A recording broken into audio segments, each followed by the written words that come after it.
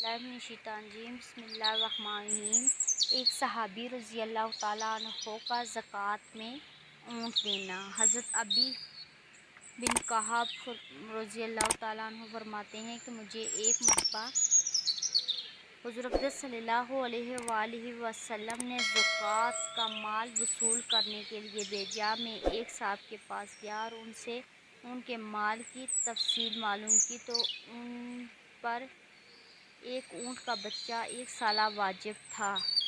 میں نے ان سے اس کا مطالبہ کیا۔ فرمانے لگے کہ 1 سال کا بچہ نہ دودھ کے کام کا نہ سواری کے کام کا۔ انہوں نے ایک نفیس عمدہ جوان اونٹنی سامنے کی کہ یہ لے جاؤ۔ میں نے کہا کہ میں تو اس کو نہیں لے سکتا کہ مجھے عمدہ مال لینے کا حکم نہیں، البتہ اگر تم یہی دینا چاہتے ہو تو حضور اقدس صلی اللہ علیہ وآلہ وسلم سفر میں ہیں اور آج پڑاؤ فلاں جگہ تمہارے قریب ہی ہے، حضور کی خدمت میں جا کر پیش کر دو۔ اگر منظور فرما لیا تو مجھے انکار نہیں، ورنہ میں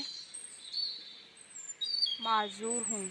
وہ اس اونٹنی کو لے کر میرے ساتھ ہو لیے اور حضور اقدس صلی اللہ علیہ وسلم کی خدمت میں حاضر ہو کر عرض کیا کہ یا رسول اللہ صلی اللہ علیہ وآلہ وسلم، میرے پاس اس کے قاصد زکوٰۃ کا مال لینے آئے تھے اور اللہ کی قسم مجھے آج تک یہ سعادت نصیب نہیں ہوئی کہ رسول اللہ یا اس کے قاصد نے میرے مال میں کبھی تصرف فرمایا ہو۔